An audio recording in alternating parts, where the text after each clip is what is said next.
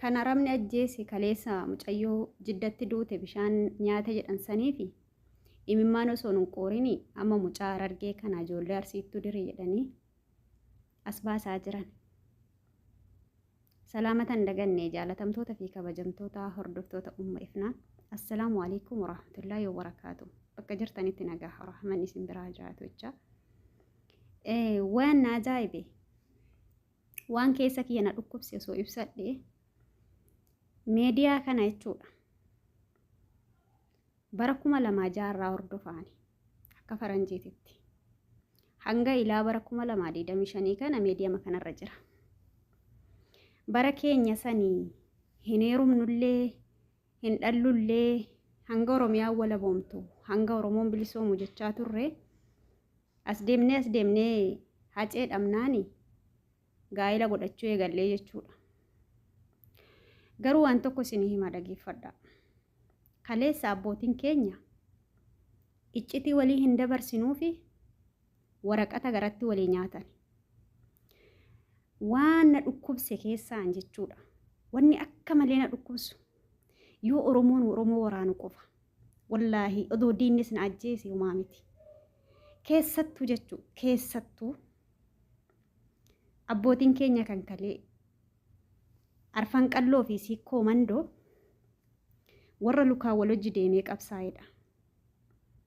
Dhageeffadhaa. Wallaahi an uummata arfan qalloo kana heddullee jaaladha. Heddulleen kabaja. Waliin turellee sirriitti beekallee. Maaliif jennaani gara laafeessa uummanni kun. Uummata dhalaan tokko dhiira tokkotti gaafa dhiyaatte ati naaf obboleessa yoo jetteen dhugumaan obboleettii si godhatu. Uummata ati bareeddellee istaayila feete qabaattellee obboleettii jedhe obboleettii masanii sibsimata malee kara birootitti si ilaalle.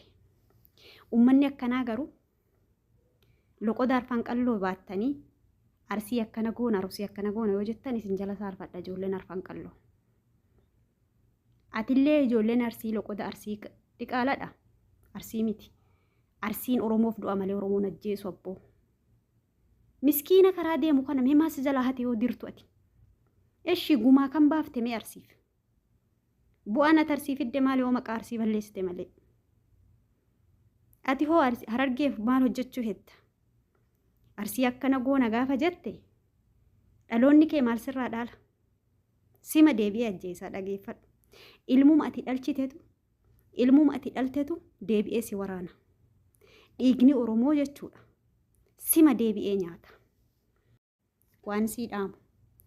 Oromoon kalee abbootiin keenya kaleessa waadaa walii qabani.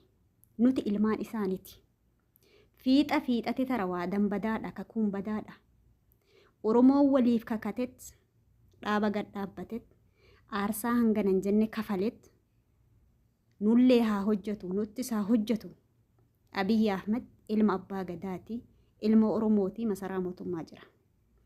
Aarsaa Oromootu aarsaa kaleessa abbootiin keenya tumatanii waadaa walii galanii iccitii gara walii nyaatantu nama kana fuudhee masaraa mootummaa seensise. Oromoon qarree fi qeerroodhaan qabsooftee jechuudha. Waadan sussi nyaata waadan qallaali miti. Kakuun badaadha. Abbootii keenya kaleessa kakatee wal ijaare arnuuti ilmaan isaaniiti. Loqoda arsii qabattanii, loqoda Harargee qabattanii, loqoduma kamuu qabattanii Oromoon Oromoo ajjeese jechuun dhalli kee dhufee deebi'ee si ajjeese jechuudha. Dhaluma kee finnuma keetu si ajjeesa. Of eegi lakki yaa obboleessa, of eegi yaa obboleetti. Ka Oromoo irratti waa darbattu, ka Oromoo irratti waa jettu, ka Oromoon du'u si gammachiisu mana kee gala safuun tanuma siin jedha.